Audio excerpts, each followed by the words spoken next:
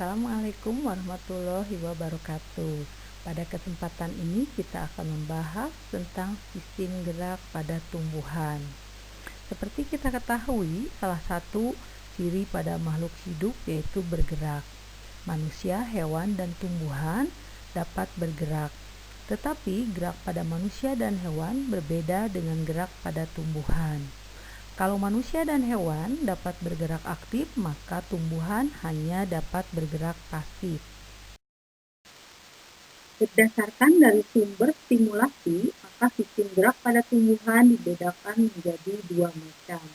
Yang pertama, gerak endonom, yaitu gerakan tumbuhan yang dipengaruhi oleh rangsangan dari dalam tumbuhan. Yang kedua, gerak etionom, yaitu gerakan pada tumbuhan yang disebabkan oleh rangsangan dari luar tumbuhan. Gerak endonom. Gerak endonom terbagi menjadi dua, diantaranya notasi, yaitu merupakan gerakan yang spontan. Contoh untuk gerakan notasi adalah gerakan aliran sitoplasma pada tanaman air Hydrilla verticillata.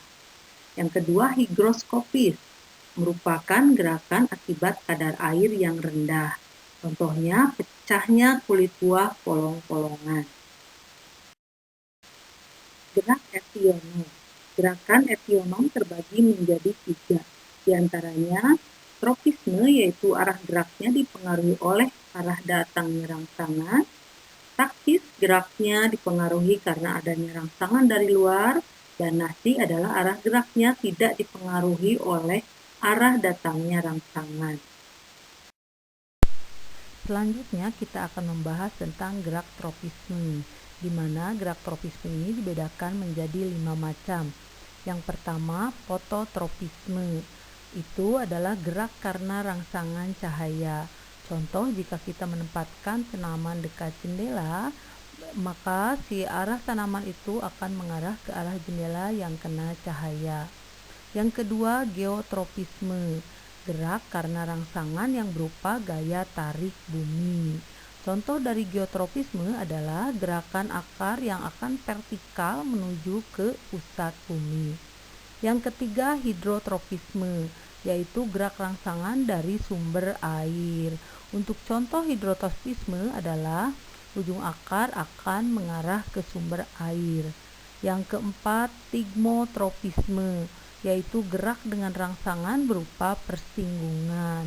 Ini biasanya contohkan oleh tanaman-tanaman sulur.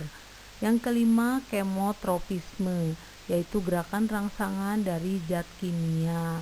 Contohnya adalah gerakan ujung akar yang akan menuju ke arah pupuk. Selanjutnya kita akan membahas tentang gerak taktis. Gerak taktis ini ada dua macam. Yang pertama, fototaktis, yaitu gerak seluruh tubuh tumbuhan dengan rangsangan berupa cahaya. Contoh dari fototaktis adalah gerak Euglena sp yang selalu mendekati cahaya. Yang kedua, kemotaktis, yaitu gerak seluruh tubuh tumbuhan dengan rangsangan berupa zat kimia. Contohnya gerak spermatozoid ke archegonium pada tumbuhan lumut. Yang terakhir kita akan membahas tentang gerak nasi.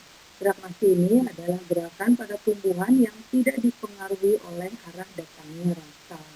Untuk gerak nasi ini dibedakan menjadi 4 macam. Yang pertama, fotonasti, yaitu gerak sebagai reaksi terhadap rangsangan berupa cahaya. Untuk contoh fotonasti, kalian bisa lihat pada bunga pukul 4. Kenapa dinamakan bunga pukul 4? Karena dia akan mekar pada siang hari atau sore hari. Yang kedua, seismonasti, yaitu gerak dengan rangsangan berupa sentuhan. Contoh dari seismonasti adalah putri malu, di mana tanaman putri malu ini kalau kita sentuh maka daunnya akan mengatup. Yang ketiga adalah niktinasti, yaitu gerak tidur dari tumbuhan karena adanya rangsangan berupa gelap. Contoh dari tanaman niktinasti adalah turi. Turi ini kalau malam hari maka daunnya akan mengatup. Yang terakhir adalah termonasti, yaitu gerak karena adanya rangsangan berupa suhu.